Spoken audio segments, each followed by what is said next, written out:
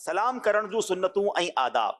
प्यारा इस्लामी भाइरो ऐं मदनी चैनल ॾिसण वाराओ, अॼु जे सेगमेंट उम्मत जे रंग ज़हनी आज़माइश जे संग में असांजी बिछड़े आका आख़िरी नबी मुहम्मद अरबी सल्लल्लाहु तआला अलैहि वसल्लम जा उहे उम्मती जेके दुनिया जे कहिड़े बि मुल्क कहिड़े बि जगह ते या कहिड़े बि मुल्क में सिंधी ज़बान ॻाल्हाईंदा समझदा आहिनि, उन्हनि जी दिल ख़ुशि करण जी नीयत सां सिंधी ज़बान में सलाम करण जूं सुन्नतूं ऐं आदाब बयान करण जी कोशिश कंदुसि।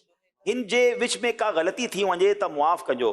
सलाम करण असांजे सोणे आका अलैहिस्सलाम जी ॾाढी प्यारी सुन्नत आहे। बदकिस्मती सां हीअ सुन्नत अॼुकल्ह ख़तम थींदी नज़र अची रही आहे।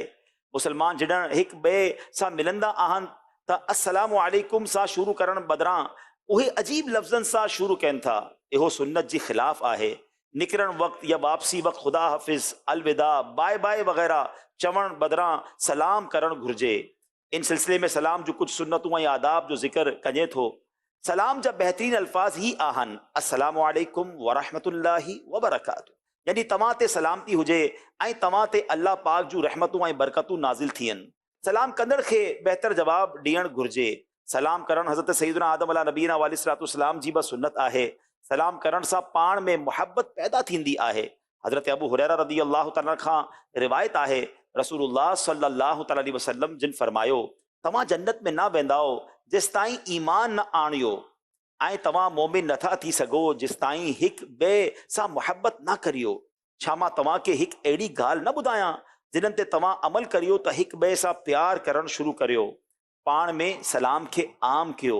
हर मुसलमान के सलाम करण घुरिजे, चाहे असां सुञाणियूं या न सुञाणियूं।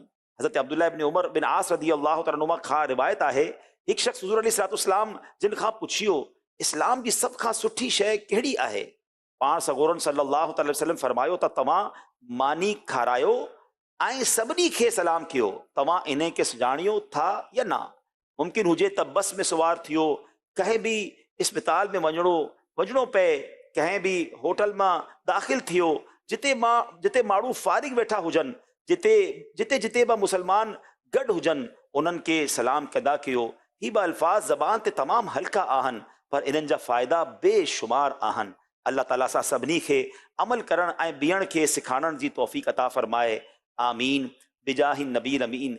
तव्हांजो मदनी मक़सद छा आहे? मूंखे पंहिंजी ऐं सॼी दुनिया जे माण्हुनि जी इस्लाह जी कोशिश करणी आहे। इंशाअल्लाह अज़्ज़ वजल।